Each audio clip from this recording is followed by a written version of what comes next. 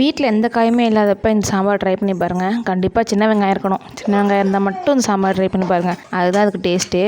அதுக்கு ஃபஸ்ட்டு பருப்பு நல்லா கழுவி எடுத்துக்கிறேன். 50 பாசிப்பருப்பு 50 துவரப்பருப்பு ரெண்டையும் நல்லா கழுவி எடுத்துக்கோங்க. கழுவி எடுத்ததுக்கப்புறம் ஒரே பச்சை மிளகா, ஒரு வெங்காயம், ஒரு தக்காளி அதெல்லாம் அரைஞ்சி போட்டிருக்கேன். 4 பல் பூண்டு கண்டிப்பாக போட்டுக்கோங்க. அதெல்லாம் போட்டு வேக வச்சு தனியாக கரைச்சி எடுத்துக்கோங்க வெந்ததை.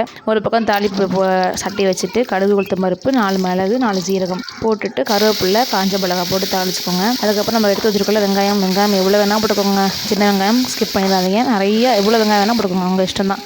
நான் கொஞ்சம் நிறையாவே போட்டிருக்கேன். ஒரு தக்காளி போட்டு அதை நல்லா வதக்கிக்கோங்க. வதக்கினதுக்கப்புறம் நான் 3 டேபிள் ஸ்பூன் சாம்பார் தூள் போட்டிருக்கேன். ஒரு 1/4 டேபிள் ஸ்பூன் மட்டும் மிளகாத்தூள் போட்டிருக்கேன். அதையும் போட்டு நல்லா வதக்கிக்கோங்க எண்ணெயில். நல்லா வதங்கினதுக்கப்புறம் நம்ம எடுத்து வச்சுருக்கோம்ல பருப்பு அதையும் போட்டு கொட்டி தேவையான அளவு உப்பு சேர்த்து உங்களுக்கு எந்த அளவுக்கு குழம்பு வேணுமோ அதுக்கு தகுந்த மாதிரி தண்ணியை ஊற்றி நல்லா கொத்தமல்லி தூவி நல்லா கொதிக்க ஊட்டி இறக்குனீங்கன்னா வேறு லெவலில் சாம்பார் ரெடி. அப்படியே சுட சுட இட்லி இல்லைனா மொறு மொறுன்னு தோசையோடு ஊற்றி சாப்பிட்டு பாருங்கள். டேஸ்ட் அட்டகாசமாக இருக்கும்.